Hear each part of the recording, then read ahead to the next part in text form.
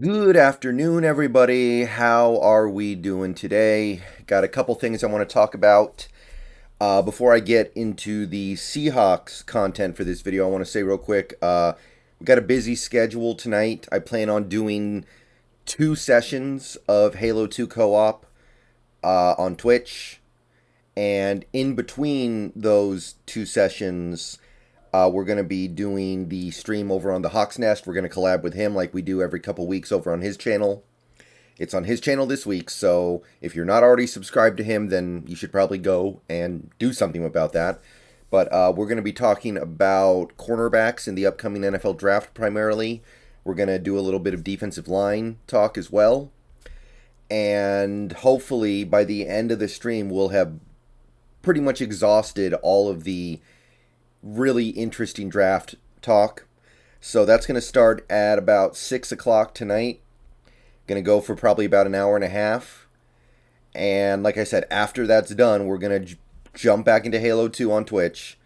And then after the Mariners game, because we're going to be watching the Mariners game while I'm streaming Halo on Twitch, I'm going to switch over to The Last of Us 2. So if any of that sounds interesting to you, try to be there. The Halo stuff should start around 5 on Twitch. And then we got Hawk's Nest collab, more Halo 2, Last of Us. So, busy schedule tonight. Hope to see you guys there. Okay, so there was a press conference earlier today with Pete and John giving some updates, but I looked at some of the stuff they were saying. I looked at the quotes. I looked at, I listened to some of it.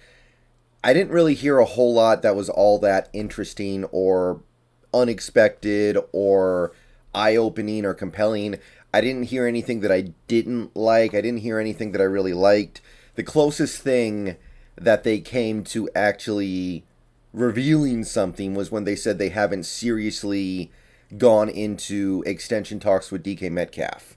But other than that, I thought they were just kind of saying the typical stuff, and I don't really have too much to comment as it regarding it. So I want to talk about OTAs. So over the last couple days, the Seahawks have started their OTAs. Basically, players for each team have the option of showing up at the facilities. So for us, it's the VMAC, to do some workouts, do some initial off-season work with the team. And it's generally expected that most players will show up. Not all players do. And what was interesting from these OTAs was one of the guys who did show up, and you contrast him with some of the other players around the league who are in a somewhat similar position who didn't. So the only real highlight of this OTAs for me, the only thing that I really gleaned from it was that DK Metcalf did indeed show up. DK Metcalf announced a few days ago that he was not, or he didn't announce, but it was said that he wasn't expected to hold out of OTAs, and he did not. He did show up. So DK Metcalf, despite not having a new contract, despite being in a position where he can reasonably expect a new contract, is not going to hold out of OTAs over not having it yet. And holding out of OTAs tends to be something that pretty much every player that really wants a contract does. Most of the time, if a player is pushing for a new deal, they start to make their desires known by holding out of OTAs, which is kind of saying like, hey, if I don't get what I want, this is going to spill over into the training camps, the maybe even the preseason. Now, obviously, you can't hold out anymore without eating massive fines, but you can hold in. You can go to the facility and just not do anything. That's what like Dwayne Brown did last year. So the fact that DK Metcalf is showing up to the facilities, even though we know that he wants that money. Of course he wants that money. Who wouldn't? Of course he wants that big deal. So the fact that he's still showing up, there's some stuff you can take away from that. You can take away the fact that even though he wants that contract and is probably at least mildly perturbed that he apparently hasn't even really gotten a serious offer yet, he's willing to fight through it. He's willing to push through it.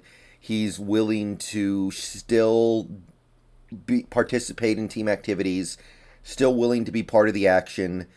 And this is something that I do think is at least something of a big deal.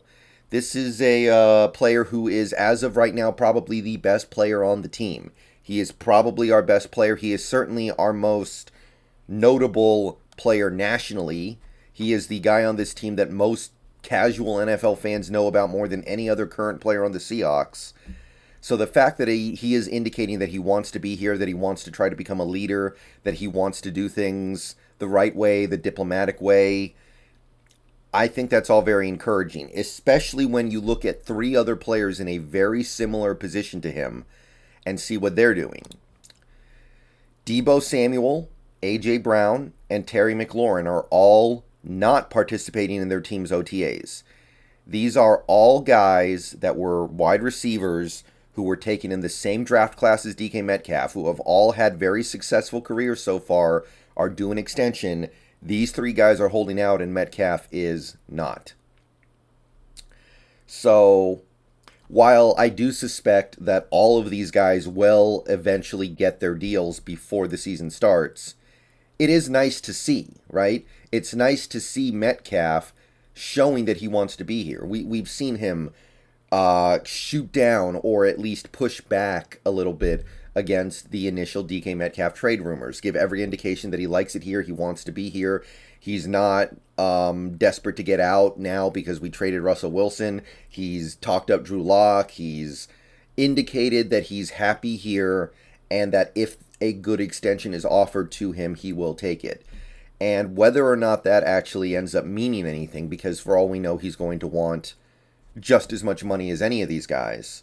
But I like and continue to be encouraged by the fact that he's the one of these four guys who is actually showing up to the OTAs. Because if he's showing up to the OTAs, you can probably expect him to show up for everything else. You can expect him to show up for the training camp, show up for the preseason, etc., etc. And there's not going to be any concern about him not being ready to go when the regular season starts because he didn't go through the off-season program. And these three guys who are almost in the exact same position, I think Metcalf has more yards than any of them, but a couple of these guys might have a few more receptions than Metcalf. If I recall correctly, obviously Deebo's the only one who made the first team All-Pro so far, but Metcalf did make the second team All-Pro. And they're all kind of in that same category of super young receivers taken, I believe, all in the second or third round of the 2019 draft. One guy is at OTAs and the other three aren't. And, by the way, while we're here, it seems that the situation is going even further with Deebo. It has been said by many sources now, it's hard to deny this fact now, that Deebo Samuel wants to get traded. Money is obviously a part of it, of course. I'm sure if he got offered a fat contract from the Niners, he would probably change his mind pretty quickly. However, it also seems to have something to do with his utilization. He was being utilized as a running back a lot in San Fran, and that gets him hit more. That shortens his career. Apparently, he's not cool with that. He wants to go somewhere that'll just use him as a receiver so he doesn't have to get hit as much.